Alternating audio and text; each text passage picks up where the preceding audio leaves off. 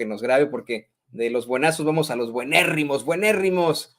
Vamos ahora con nuestros queridos compañeros Paco Cruz y Jaime Hernández, aquí en Sin Censura, para el análisis de lo último, queridos compañeros.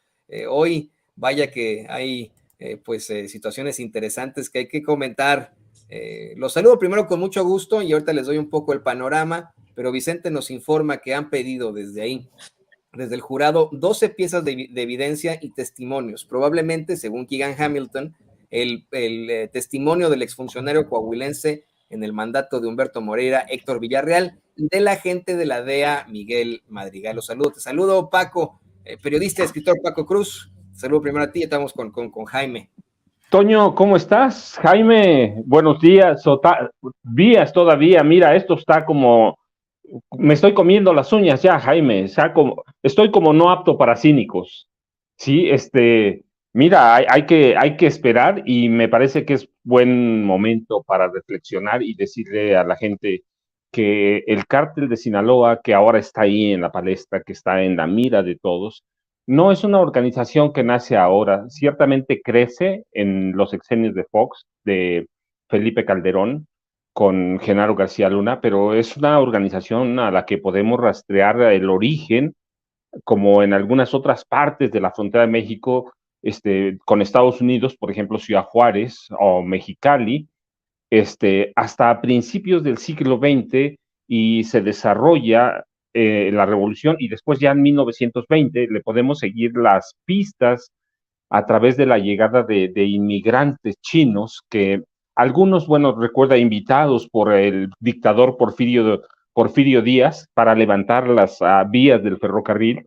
Otros llegan después de un gran terremoto en San Francisco, 1906, no recuerdo bien la fecha, pero 1906, llegan, bajan, algunos se insertan hasta Torreón, otros bajan hasta Ciudad Juárez, pero mira, algunos de ellos llegan, como muchos chinos, llegan con negocios muy loables, que nos sobreviven todavía, ¿sí? Los restaurantes chinos no son una casualidad, ni son nuevos. En 1890 ya hay restaurantes chinos, tiendas chinas. El primer gran comercio organizado en México lo organizan los chinos, fíjate, los chinos, otros llegan con lavanderías que ya no subsisten, pero por mucho tiempo, hasta 1990, podíamos encontrar todavía en algunas ciudades lavanderías y planchadurías chinas. Así que llegan comerciantes, llegan obreros, trabajadores a los que explotaban en el levantamiento de vías del ferrocarril, pero otros llegan con otro negocio más lucrativo, ¿sí? Más conocido, que es el opio, e instalan fumaderos de opios. Fumaderos de opio, hoy las llamamos narcotienditas, aunque no son lo mismo, pero bueno, es el equivalente, digamos un sinónimo. Instalan fumaderos de opio. Para 1900 había censados en Estados Unidos más o menos 350,000 adictos al opio.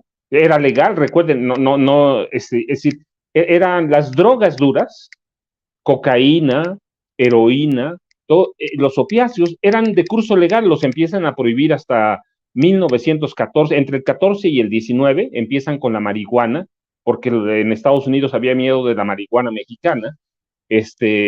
Entonces, llegan esos chinos, pero algunos se instalan en Sinaloa y empiezan a cultivar droga y se la pasan bueno, los sinaloenses conocen esa parte del negocio y empieza la producción, lo mismo que empieza, por ejemplo, en Ciudad Juárez, el tráfico hacia Estados Unidos, y se van conformando primero pandillas que son pasajeras y luego ya tienen una connotación de organización, ¿sí? Delincuencia, y se mantienen. Recuerden que los chinos conocen muy bien el negocio porque habíamos tenido 2 guerras del opio, que son comerciales ciertamente, pero el opio es un elemento central en aquellas guerras.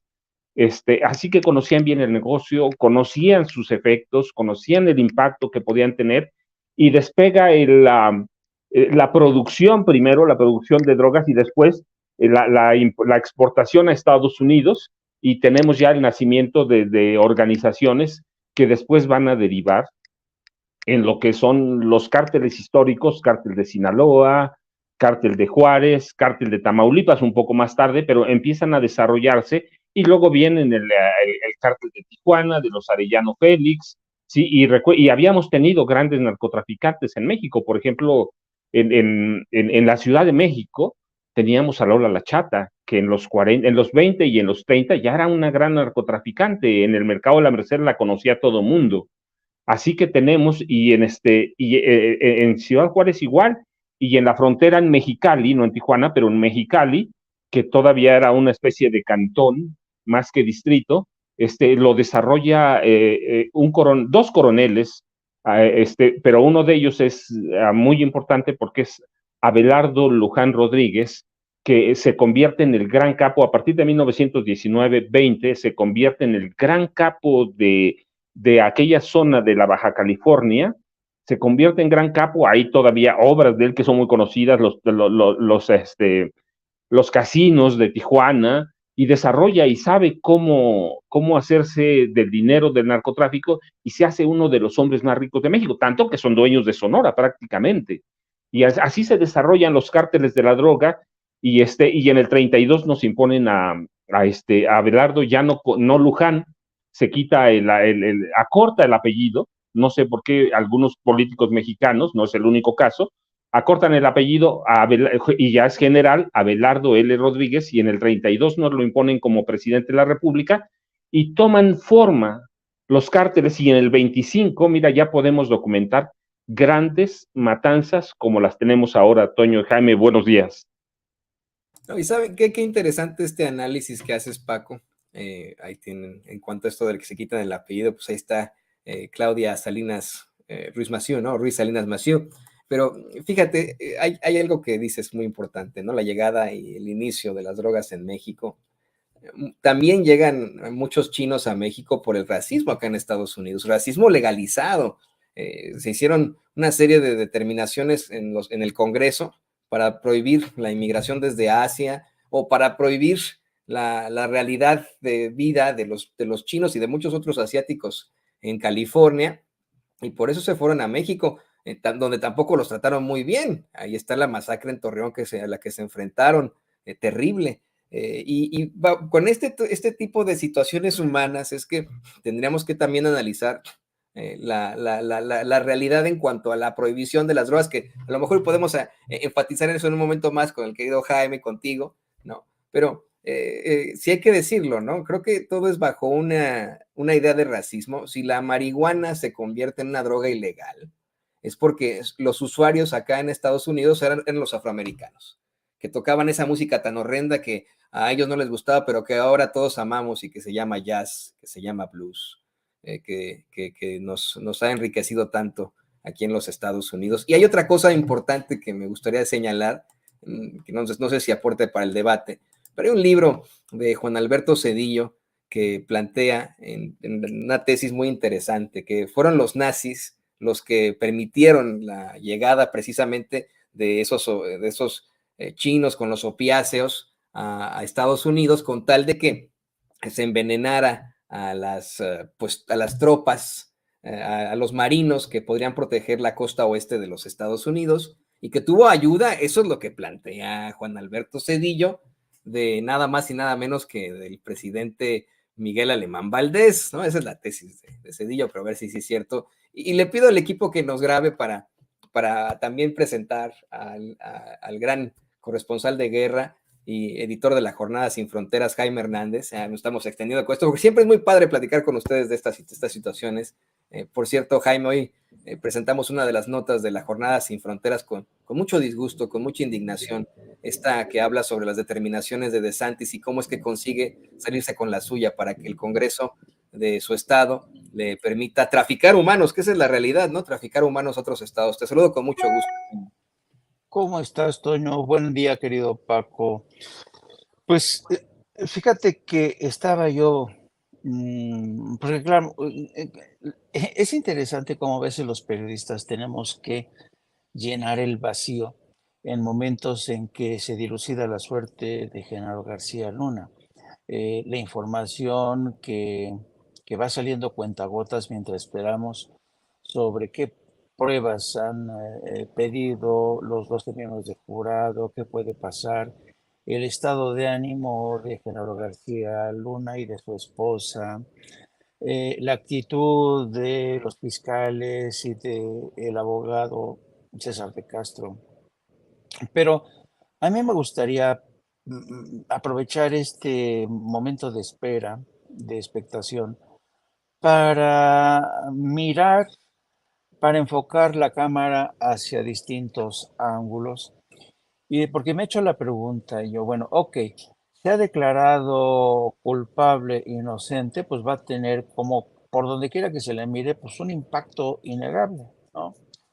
Pero, por ejemplo, yo me pregunto, ¿qué va a pasar en caso de que se declare culpable Genaro García Luna? Porque Genaro García Luna era una de las muchas piezas que han figurado en esta, digamos, en esta grupo de fiscales, eh, autoridades policiales. Entonces, por ejemplo, ¿qué va a pasar con todos los fiscales que desfilaron desde la presidencia de Vicente Fox? Pienso en Macedo de la Concha, pienso en Marisela Morales. Entonces, perdón, se me soltó la pista de Nato para Cínicos.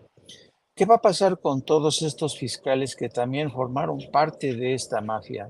¿No? ¿Nos vamos a limitar a Genaro García Luna? ¿Se sentencia y se acabó? Yo digo que este juicio tiene que tener más, un impacto más amplio, porque de otra manera, efectivamente, aún siendo culpable, va a quedar la impresión de que Genaro García Luna se convierte solamente en un chivo expiatorio de todo lo que ha sido toda una época que va más allá de Genaro García Luna. Entonces, es una buena pregunta. Yo creo que hay muchos culpables que no se han ido de rositas sin pagar sus culpas. ¿Quién no conoce el historial de, por ejemplo, de Macedo de la Concha? Cómo protegía incluso a dueños de medios de comunicación, la alianza establecida entre ellos dos, entre tanto fiscal, el papel de Marisela Morales, ¿no? Que fue premiada en Washington, se le presentó como una de las mujeres más valientes y la verdad, Marisela Morales no es del todo inocente de todo lo que pasó. A lo que voy es que, insisto, muchos, yo creo que hay una especie de esfuerzo por acotar, ¿no? Por acotar el problema y solamente acotarlo a los tiempos de Felipe Calderón y Genaro García Luna. Pero el sistema ha estado podrido desde hace mucho tiempo. Entonces, el presidente de la República ha dicho que él es partidario de una suerte de ley de punto final, ¿no? De una ley de punto final como la que se suscribió en Argentina, ¿no? En la que los militares y todos los criminales, pues, se les perdonó, hubo una amnistía. Y sin embargo, a pesar de esa ley de punto final, Argentina ha tenido serias dificultades para avanzar como democracia. Las intentonas golpistas de los carapintadas, que a mí me tocó cubrir, sabes, la tentación fascista, la derecha que es tremenda y que sigue ahí incrustada. Entonces, yo no sé si realmente sea hora de iniciar una cacería de brujas contra toda esta gente que participó en el crimen organizado de distintas formas. Lo que sí creo es que tiene que haber una revisión a profundidad una limpieza, empezando por el aparato judicial que se dio de baja durante mucho tiempo y todavía encuentro yo incluso resistencia de muchos a aceptar que México se convirtió en un narcoestado. Y Estados Unidos, que le fascina jugar con ese término de narcoestado, pero que ellos mismos participan de esa economía a escala impresionante, porque la banca de Estados Unidos es la principal responsable del lavado de dinero, son los que han creado toda esta red de, de paraísos fiscales donde esconder los dineros, son un sistema judicial bastante permisivo que permite a los delincuentes, a los criminales, convertirse en testigos protegidos para no terminar en el bote. Yo he dicho que en Estados Unidos, a pesar de que existe una ley, el Acta contra el Lavado del Dinero de 1986, a la fecha no vas a encontrar ni un solo director o presidente de una banca que esté en la cárcel por el delito de lavado de dinero, porque siempre llegan a un acuerdo. Y a mí realmente creo que el presidente de la República tuvo hoy razón, porque tal pareciera que el cáncer de esta enfermedad del narcotráfico empieza en la frontera sur de Estados Unidos. Y esto no es así. Esto no es así. Y yo creo que el caso de Genaro García Luna es un ejemplo, porque hemos dicho que a pesar de que la DEA sabía hace más de 10 años de las andanzas de de Genaro García Luna, el Departamento de Justicia no quiso actuar, sino hasta tener el testimonio de Jesús el Rey Zambada en el juicio contra el Joaquín el Chapo Guzmán. Entonces, ha habido, sabes, un juego perverso de Estados Unidos para que nosotros nos convirtamos en una suerte de devoradores de pecados, ¿no? Nosotros hemos devorado todos los pecados de Estados Unidos. Nosotros hemos sido responsables de toda esta crisis, pero ¿y qué pasa con los laboratorios farmacéuticos? ¿Por qué no se habla de las peticiones que le ha hecho formalmente la DEA a la industria farmacéutica para que reduzca la producción de opioides, o para que los médicos abusen en la emisión de recetas en las que a patadas recetan oxicodona?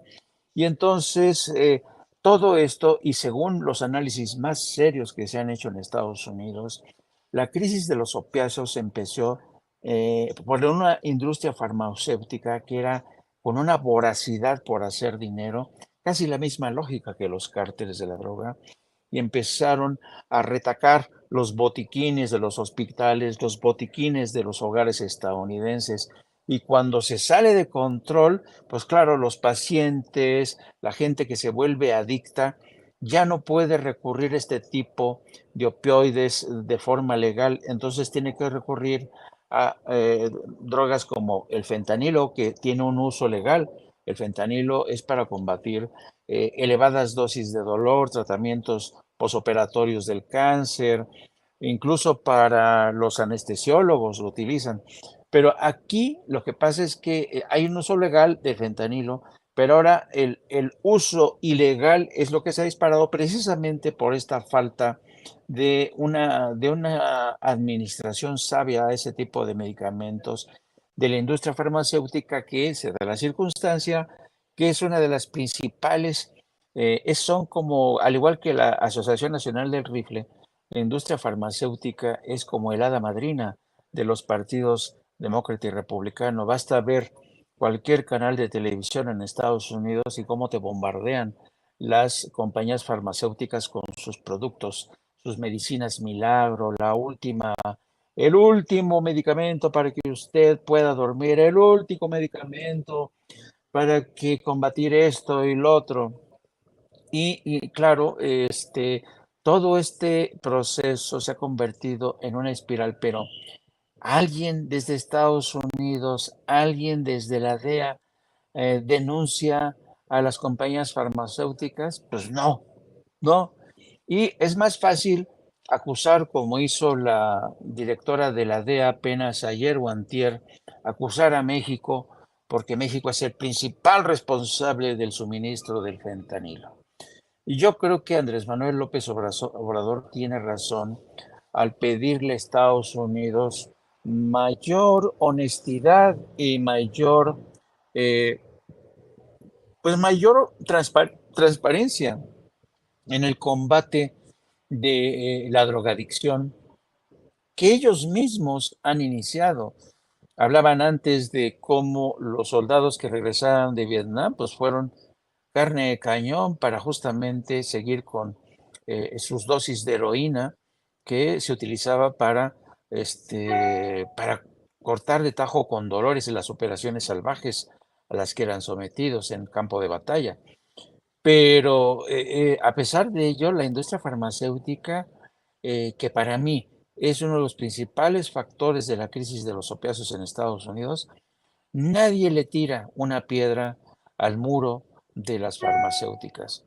Entonces, yo creo que hay muchas culpas por repartir a propósito de este juicio y ojalá que este tipo de juicios no solo sirvieran para que las grandes medios de comunicación en México exploraran la mejor manera de sacar raja política para eludir responsabilidades, ocultar complicidades con el crimen organizado y de paso tratar de manchar la imagen de México y del presidente Andrés Manuel López Obrador.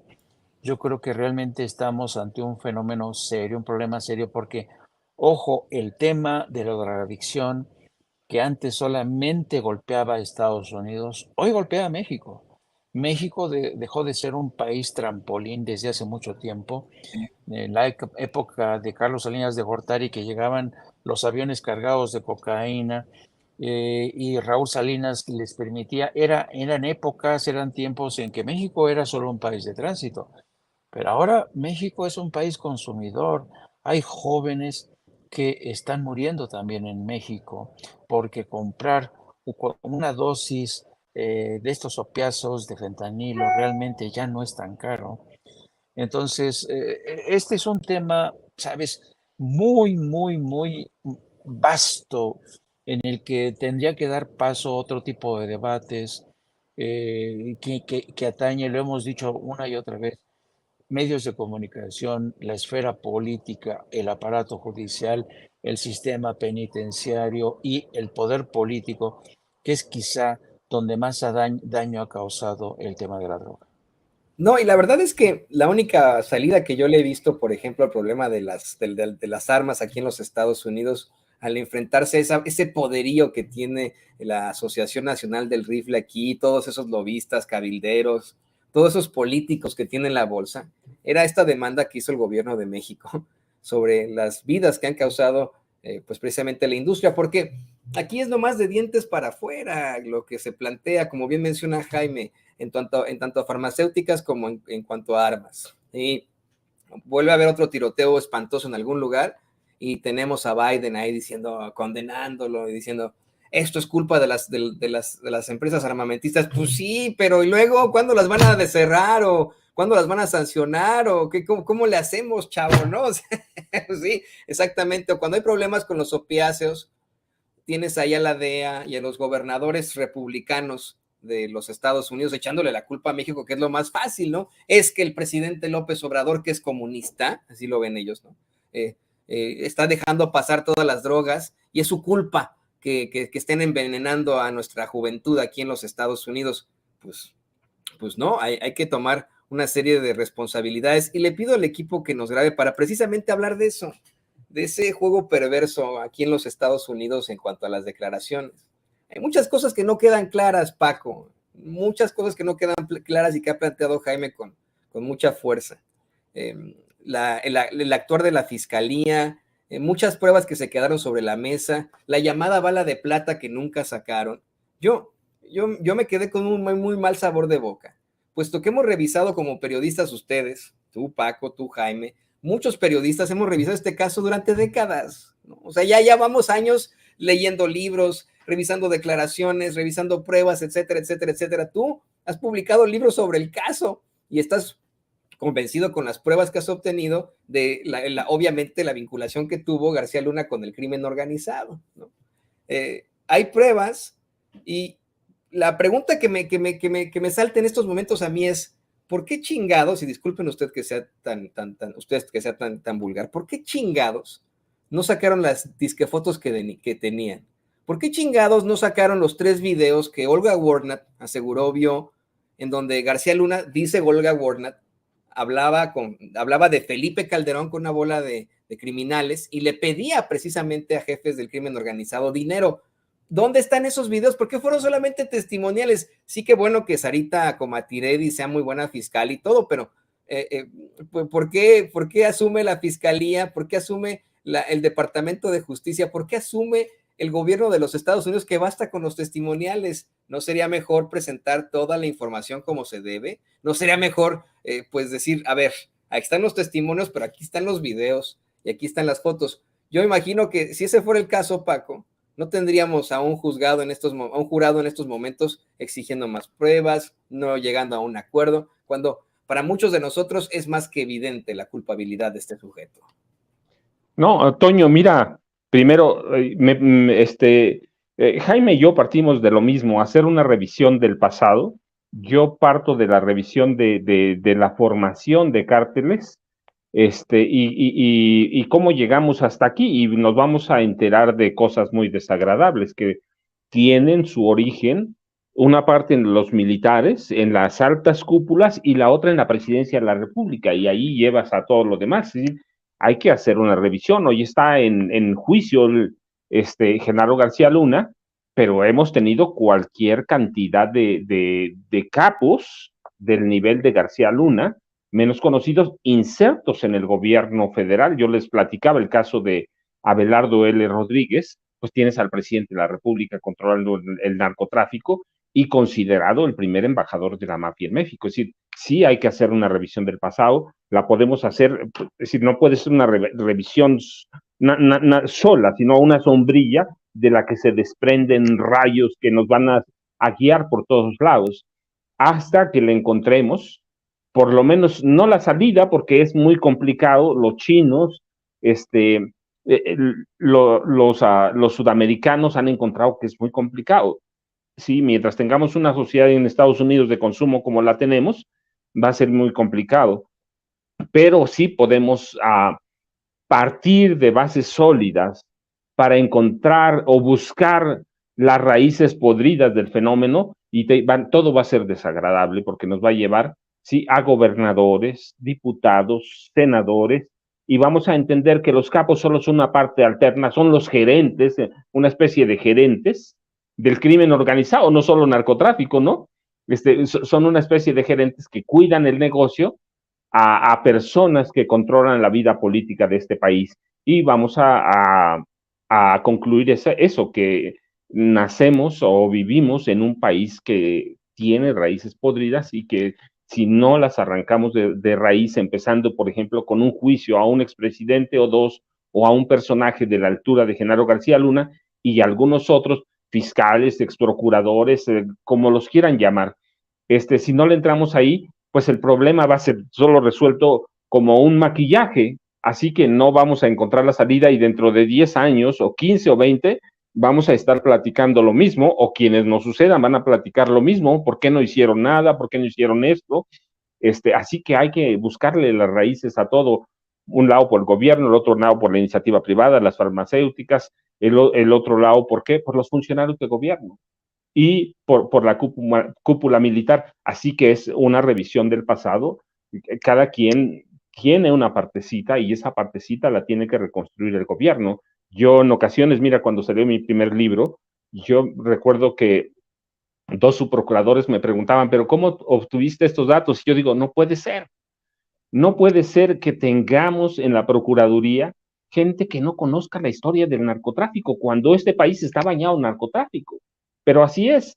Es decir, parte del problema crece, sí, por la impunidad, eso es cierto. Eso no hay duda. Cuando Adolfo Ruiz Cortines decide perdonar a todo el equipo alemanista que venía con acusaciones serias de corrupción, de enriquecimiento ilícito, de manejo del narcotráfico, del manejo de una policía política para usos privados, y él decide, el mismo presidente Ruiz Cortines lo denuncia primero en la campaña, después en la toma de posesión, incluso decreta algunas leyes para combatirlo, pero la verdad es que nunca se aplican. Y nace que la impunidad. Entonces, pero te decía, mientras tengamos funcionarios que no conozcan el pasado y que no se atrevan a hacer una revisión y tengamos autoridades que no se atrevan a juzgar, tenemos un poder judicial que está echado a perder desde siempre.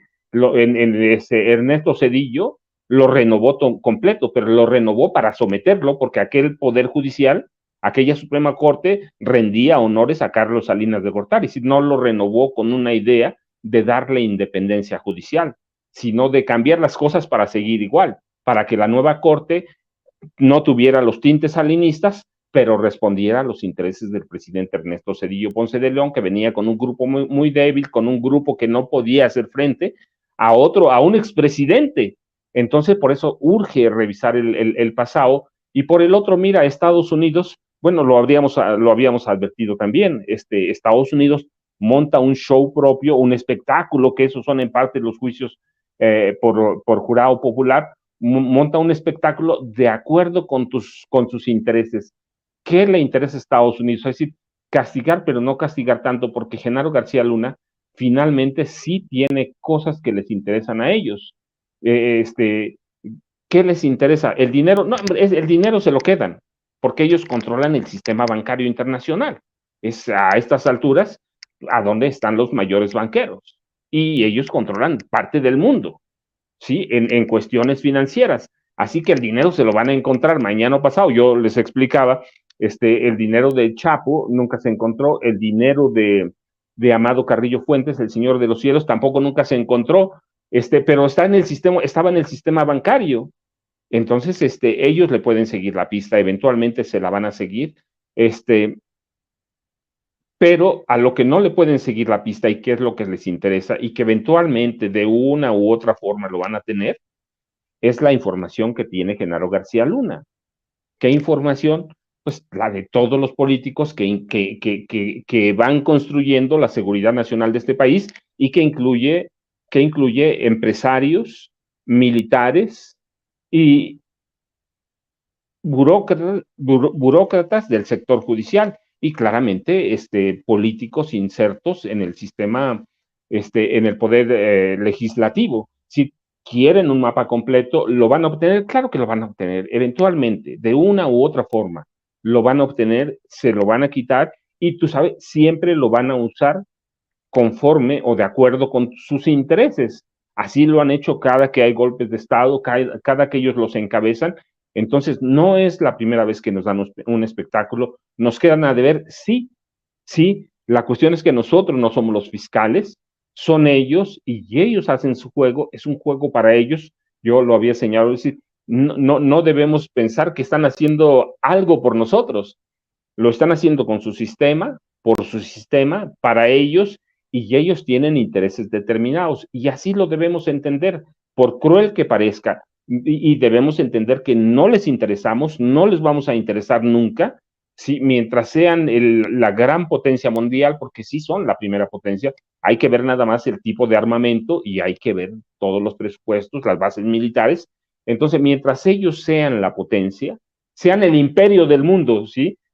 Mientras sean el imperio y China intente, pero no, es decir, la penetración china todavía no es más allá de cierto límite, y los rusos también, mientras siga siendo el gran imperio, nada les va a importar. Se importan ellos, no tienen amigos, tienen intereses, y podemos ver las invasiones a Guatemala, a Panamá, el golpe de Estado en Chile, las dictaduras en Argentina, ¿sí?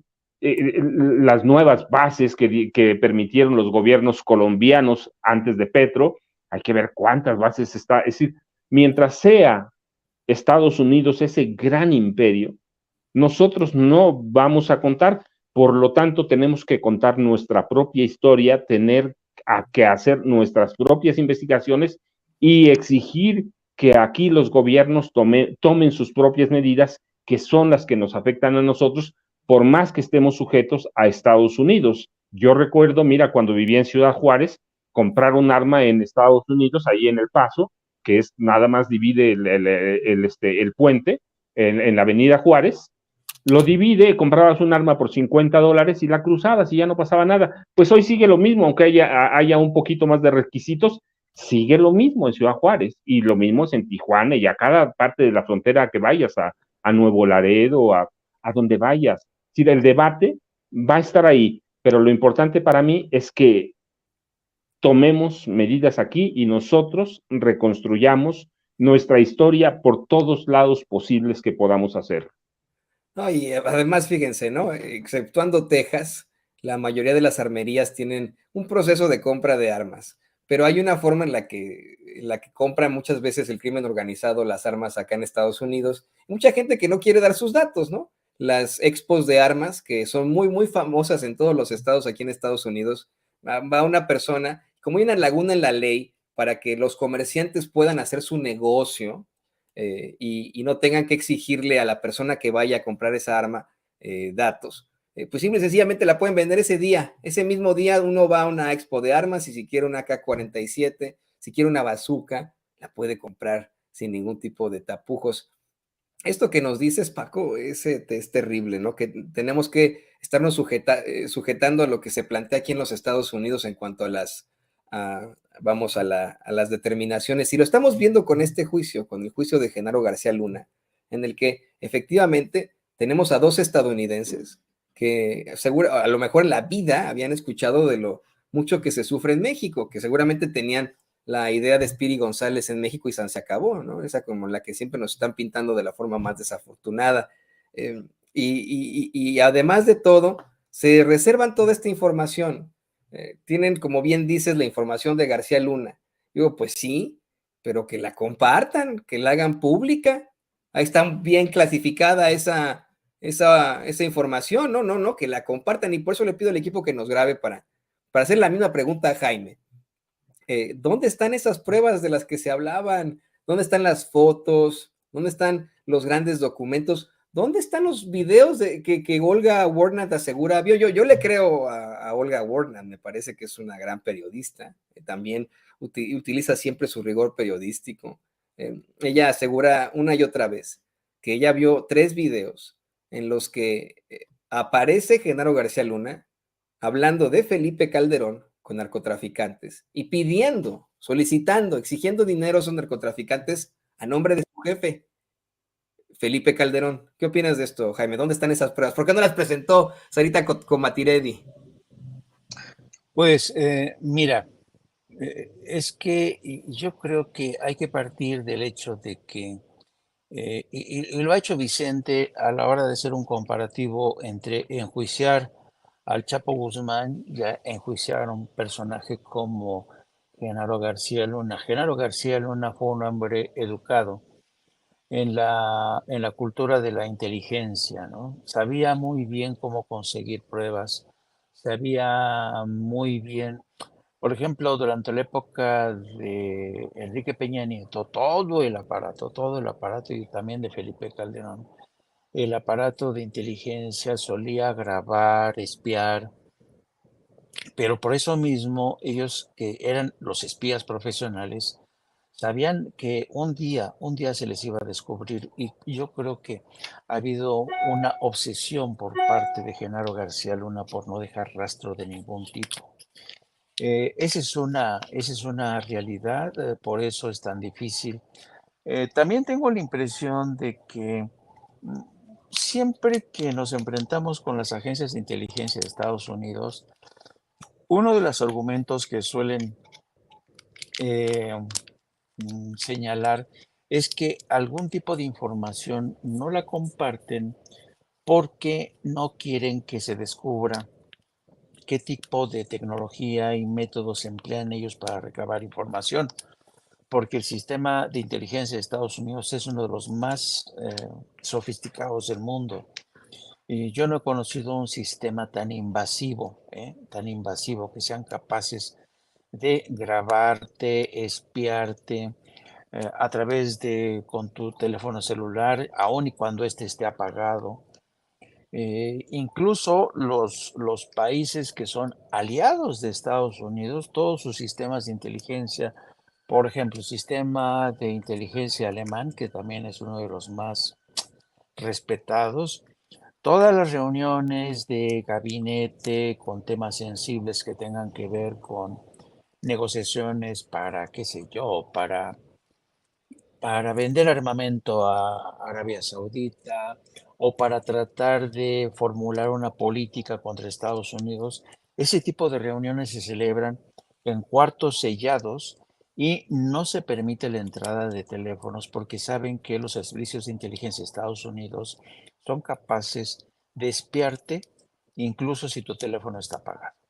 Entonces, Estados Unidos tiene un sistema que ya desde cuando se descubrió cómo espiaban a Peña Nieto, cómo espiaban a todo el mundo. Entonces, tú imagínate que Estados Unidos tiene una larga lista de informaciones que estén relacionadas con la participación de Felipe Calderón en el narco, todo esto, estoy seguro que lo tienen, porque tienen un sistema que hace un barrido impresionante, saben por dónde se meten y manejan los dineros. Lo que pasa es que yo a veces tengo la impresión de que Estados Unidos no comparte esta información porque se metería en serios problemas, ¿no? Porque todos los países, y como ocurrió, por ejemplo, cuando se descubrió que estaban espiando a Angela Merkel, Angela Merkel les armó un pancho, les montó un pancho, porque estaban espiándola a través de su teléfono celular. Entonces, las pruebas quizá seguramente existen, pero las pruebas muchas veces tienen que ser autorizadas por un juez que supervisa la recolección de este tipo de espionaje. Realmente no hay un mundo más opaco que el de la inteligencia de Estados Unidos, ¿no? Pero viniéndonos otra vez, regresando al tema de Genaro García Luna, el propio García Luna era un hombre que conocía el sistema de espionaje de Estados Unidos, era un hombre entrenado, educado, y sabía que era inevitable casi que algún día alguien se fuera de la boca, como ha ocurrido. Entonces decía, en última instancia, si esta gente me va a acusar, va a ser mi palabra contra su palabra. Y yo creo que cometió un exceso de confianza ahí Genaro García Luna. No calculó los entretelones, las ventajas que tiene el sistema judicial de Estados Unidos que le permite a un criminal, a un convicto, llegar a este tipo de acuerdos y convertirse en esos testigos protegidos que sabían de sus andanzas. Entonces, yo creo que además, y el juez Kogan fue muy tajante en esto, insistió en que los testimonios de los testigos tienen que ser considerados como prueba. Así es que estamos ante dos sistemas judiciales completamente distintos. A muchos de nosotros nos gustaría, como tú dices, Toño, ver esas pruebas que escuchamos de oídas que alguien vio un video, todo este rollo. Pero el sistema judicial de Estados Unidos va por otro carril. Esperemos que, a ver, si fuera, si fueran los miembros del jurado mexicanos, te apuesto que se estarían haciendo las mismas preguntas que nosotros. Pero como son estadounidenses, pues más o menos ya están familiarizados con el sistema. Así es que creo que es una de las explicaciones. Oye, y déjenme decir algo porque acotar a lo que dijo el maestro Paco Cruz en relación a la posibilidad de hacer una revisión del pasado. Y, y voy a aprovechar esta oportunidad porque, por ejemplo, si uno revisa los libros de Francisco Cruz, se van a dar cuenta que las investigaciones de Paco Cruz son muy escrupulosas y además Paco Cruz tiene esta vieja escuela que visita distintas fuentes, cruza información, ¿no? Recaba información, la cruza con testimonios, etcétera, etcétera. De ahí el valor que yo encuentro en los libros de Paco Cruz. Bueno, pero desafortunadamente, no todos los libros que se han escrito sobre el narco y el pasado y todo este rollo tienen, cumplen con estas características. y, por ejemplo, la mayoría de los libros, no voy a decir los nombres, pero supongo que ya se van a dar una idea, son libros con una narrativa, por decirlo así, pilotada desde fuentes oficiales. Y estas fuentes oficiales pueden ser agentes de la DEA, exagentes de la DEA, fuentes militares en México, ¿eh? Políticos que quieren quedar bien, que quieren que sus versiones, su narrativa quede ahí. Pero es una narrativa incompleta, completamente incompleta. La mayoría de los libros que se han escrito y que han sido éxitos de ventas sobre el mundo de la droga contienen una narrativa pilotada. Muchos, por ejemplo, yo conozco varios libros que contienen las versiones que despepitan agentes en activos o retirados de la DEA, que evidentemente no te van a hablar de las muchas contradicciones de la DEA, de los problemas que tienen algunos agentes que son corruptos, ¿me entiendes? Y de tal suerte que en muchas ocasiones la información que tenemos de lo que es el narco, y cuando las fuentes son de la DEA o de los militares, la película es completamente incompleta. Entonces, hemos tenido una narrativa incompleta que a México lo ha pintado en negro. Nosotros somos el paraíso de los demonios, nosotros somos el paraíso de los corruptos y en cambio Estados Unidos es el paraíso de los agentes honestos, valientes, que son casi casi como Superman. Entonces yo creo que si se va a hacer una revisión de ese pasado, pues habrá que hacerlo al estilo de la vieja escuela, cruzando información, porque una sola fuente o dos que permitan pilotar un libro, es por ejemplo el libro, para ponerles un ejemplo claro, El Rey del Cash, de Elena Chávez, ¿no? Que lo hizo en colaboración con Anabel Hernández.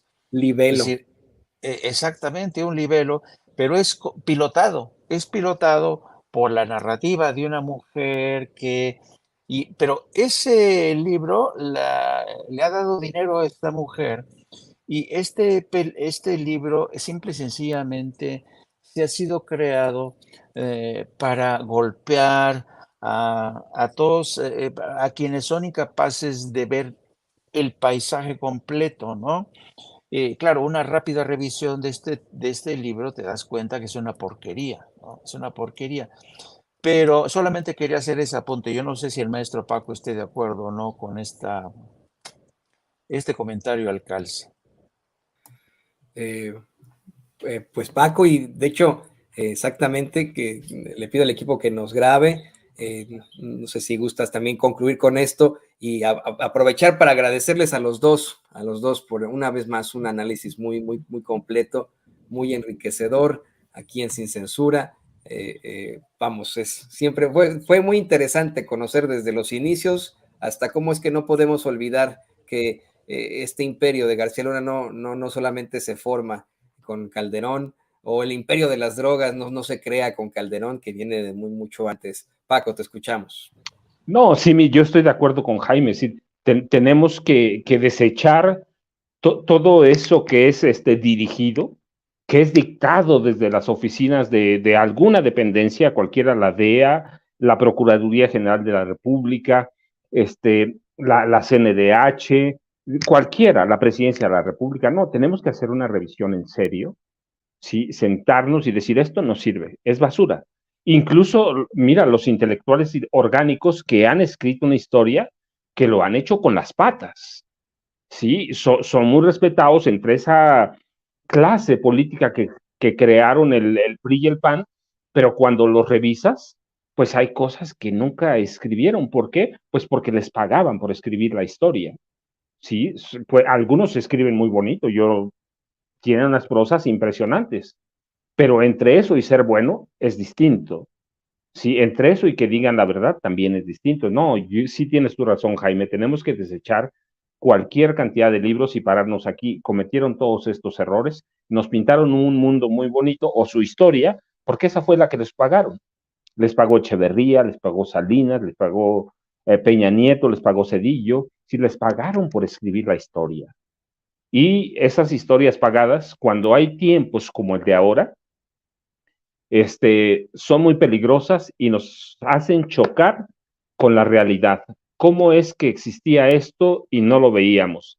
Sí, mira, yo pongo a veces un ejemplo cuando voy a conferencias. En 1984 asesinaron a Manuel Buendía Tellez Girón en la Ciudad de México, que ha sido uno de los columnistas más respetados en este país, uno de los que más acuciosamente investigaba algunas cosas o temas, sobre todo la derecha y la penetración de la CIA, pero bueno, la cuestión es que lo asesinan desde la Dirección Federal de Seguridad y después Miguel Ángel Granado Chapa, otro periodista serio, reconocido, advierte que tenemos ya el primer crimen de la narcopolítica y nos negamos a ver esas señales y estamos a donde estamos. Así que urge hacer una revisión de la historia desechando todo eso que nos sirve, que son libelos, que fueron libros por contrato o libros escritos por intelectuales o periodistas que estaban al servicio del régimen en turno. Así que sí creo que hay que hacerlo y que este capítulo García Luna nos está dejando unas enseñanzas grandísimas y todas las fallas y todos los huecos que tiene la historia de México. Así que, Toño, no, pues yo les agradezco como todos los días. Jaime, ya ahora te voy a citar a ti, mira, es un mundo no apto para cínicos.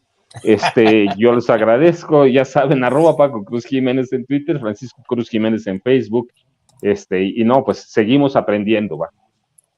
Venga, muchachos, no cínicos, querido Paco Cruz, escritor y periodista. Querido Jaime, también por favor compártenos tus redes sociales para que la gente se ponga en contacto contigo. Y miren, esta noche regresan estos grandes maestros del periodismo a Sin Censura Nocturno, no se los vaya a perder, va a estar buenísimo el programa de esta noche, viernes por la noche, viernes social de Sin Censura. Luego son otros viernes más interesantes, pero vamos a tener un viernes muy interesante. Te vi venir, viernes sensual ibas a decir, Toño. Estos son más. Bueno, pero ahora que no voy se contuvo, mira. En mayores camisas de 11 varas, ¿no? Pero hoy, esta noche estarán los maestros y querido Jaime, pues compártanlo en nuestras redes sociales y tus redes sociales y tus redes sensuales. Eso. Pues dentro de casi poco más de una hora vamos a estar al aire en No Apto para Cínicos. Búsquenos en YouTube, No Apto para Cínicos, denle la campanita para que les avise, les notifique. También les pido que me sigan a través de mis redes sociales en @JaimeJourno y a través de la sección de la Jornada Sin Fronteras. Como siempre, un placer. Déjenme mostrarles nada más al ideólogo de cabecera de No Apto para Cínicos, Yago, que siempre está aquí. Siempre está aquí. Que a veces no le gustan algunos comentarios, ¿no? Exactamente. Él está muy de acuerdo con ciertas cosas, es tu censor ahí, dile que pues ahí van las ricas croquetitas. Y muchas gracias, queridos amigos, por esta participación. Véalos esta noche. Toño, gracias. Wow, Paco. Gracias a ustedes. Vea a nuestros sensuales colaboradores esta noche, a Jaime Hernández, corresponsal de guerra, editor de la Jornada Sin Fronteras, y por supuesto, Paco Cruz, escritor y periodista aquí en Sin Censura.